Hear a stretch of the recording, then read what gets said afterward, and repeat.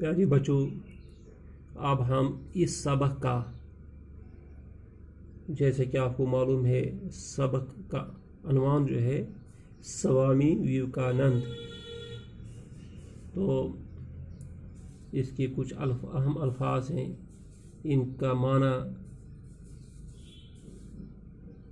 ہم دیکھیں گے، ان کا معنی کیا ہے۔ پیارے بچوں، یہاں رجحان لفظ ہے، اس کا تلفظ رجحان ہے، تو اس کا معنی ہے میلان، توجہ، خدا شناسی، خدا کو پہچاننا، بے لوث، خالص، بے آمیزش، جمناسٹک، ورزش، ورزشی کرتب، دھاک بٹھانا، دھوم مچانا، اور رعب قائم کرنا، شہرت پانا۔ اسی طرح ہے استوار ہونا،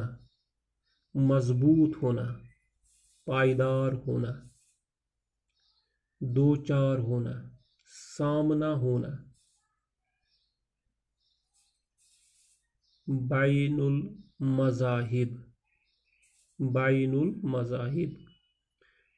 مختلف مذہبوں کے درمیان، بین کا مطلب ہے درمیان، مذاہب مذہب کا جمع ہے، بین المذاہب مختلف مذہبوں کے درمیان، شناسائی، واقفیت، جان پہچان، احیائے نو، نئی جان ڈالنا، احیائے نو، نو کا مطلب ہے نیا یا نئی، احیا کا مطلب ہے زندہ کرنا، احیائے نو، نئی جان ڈالنا، نئے سرے سے زندہ کرنا۔ روحانی گرو کا مطلب ہے استاد یا مرشد، روحانی گرو، روحانی استاد۔ پیر و مرشد، طویل، لمبا۔ ودانت لفظ ہے یہ، ہندوؤں کے فلسفے اور مذہبیات کا نظام، ہندوؤں کے فلسفے اور مذہبیات کا نظام، ودانت۔ پاک باطن، پاک دل، پاک سیرت۔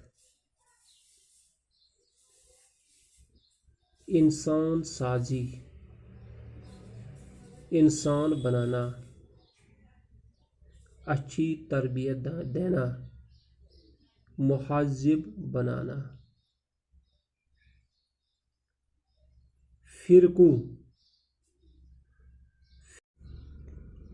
پیارے بچوں،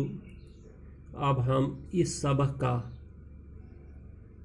جیسے کہ آپ کو معلوم ہے، سبق کا عنوان جو ہے سوامی وویکانند، تو اس کے کچھ اہم الفاظ ہیں، ان کا معنی ہم دیکھیں گے، ان کا معنی کیا ہے۔ پیارے بچوں، یہاں رجحان لفظ ہے، اس کا تلفظ رجحان ہے، تو اس کا معنی ہے میلان، توجہ، خدا شناسی، خدا کو پہچاننا، بے لوث، خالص، بے آمیزش، جمناسٹک، ورزش، ورزشی کرتب، دھاک بٹھانا، دھوم مچانا، اور رعب قائم کرنا، شہرت پانا۔ اسی طرح ہے استوار ہونا، مضبوط ہونا،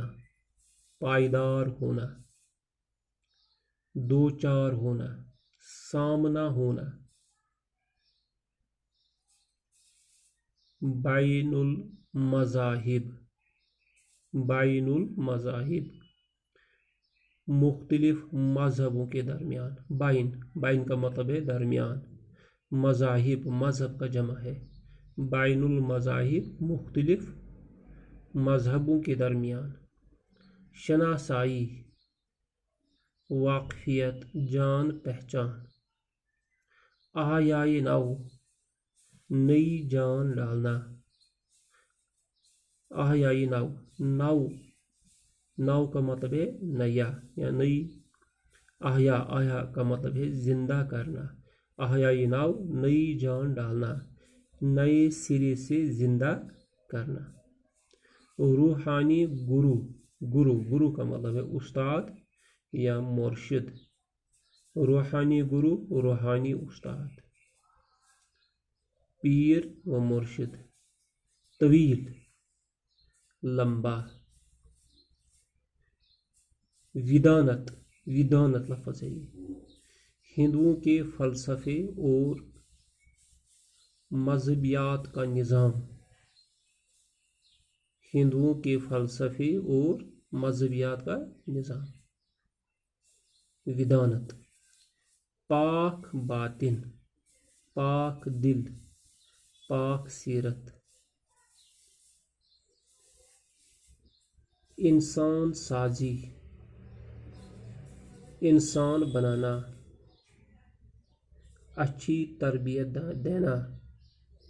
مہذب بنانا، فرقوں